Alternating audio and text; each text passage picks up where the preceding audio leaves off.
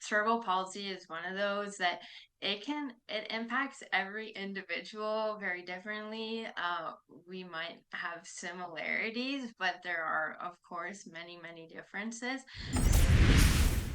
Classification is complex, and in my case, with my physical impairment, I have cerebral palsy.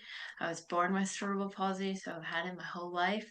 Um, and when I got started in swimming, the S10 really just gave me an opportunity to be identified as a para athlete so that I could just focus on my training and evolve in the sport in a way as a para athlete.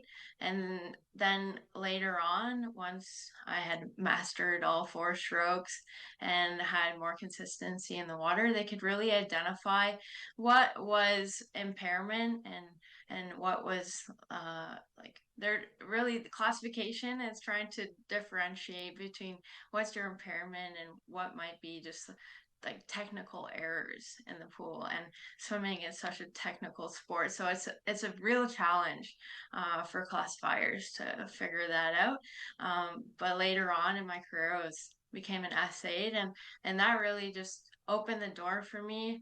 I really felt like I was in the right space, competing against athletes with similar levels of impairment. And since then, it kind of just it evolved from there. And I've always been an S8. And back when I was getting started in my career, there was many S8s in Canada, and we called ourselves the Super Eights. And some of them have retired or changed categories since then, but it was just we embraced our classification. and Oh, and that. then in 2017 I became an SB7, so in breaststroke. I was like moved down one category because of my legs and the way they respond in breaststroke, because you got to do the good old frog kick, and that's something I really have a challenge doing. So but breaststroke ended up becoming my best stroke for several years until recently my legs don't do the frog kick really anymore. And I had a couple class disqualifications because of my lack of frog kick that turned into more of a dolphin kick, which is legal. So I ended up just going back to my roots in freestyle, and I'm really enjoying it. Well, thank you for that overview. I feel like that information is so interesting to learn.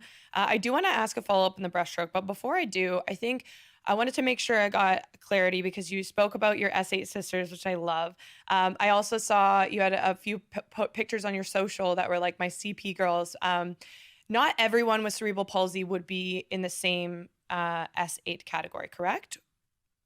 That is very correct. Okay. Thank you for mentioning that. I think it's really important for listeners to understand is that our impairments, even though we might have the same diagnosis, might not impact us the same way. So cerebral palsy is one of those that it impacts every individual very differently.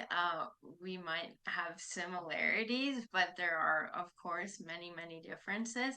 So in my case, I mean, I was lucky to share the pool and share a huge chunk of my career with some amazing girls with CP, and we were in the same category. However, each of us had a very different version of cerebral palsy. So that's kind of it's a fun little thing that we just embrace because it's quirky, but it's part of who we are.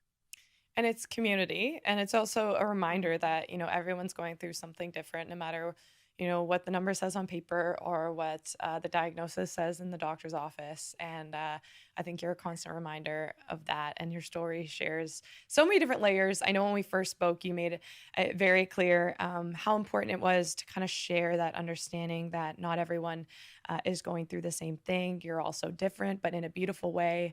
You're coming together to represent Canada, and we'll continue to talk about that. But moving on to the breaststroke conversation, because this really was not necessarily like a positive interest to me, but I just thought that was very interesting that you went from, getting this new SB7 classification, making you one of the world's best in breaststroke.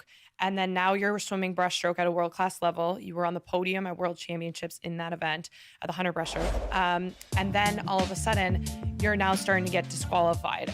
Is that not such a emotionally draining process to know you've put so much into a race and then you touch the wall and unfortunately because of, the movement of your legs, you end the race with a disqualification?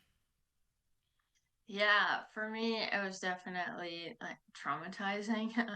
I had to get a lot of help with mental performance preparation and a psychologist to try and figure out a way to continue to compete in breaststroke and to regain the confidence in my body. Because that's a huge thing when you're an athlete at this level, as you train and you prepare and you do all the things, but then when it doesn't work in the moment that matters, it really plays a game in your head. And for me, I at first I was able to really like gain some strength from it in a way. I was like, I can't do any worse than getting disqualified.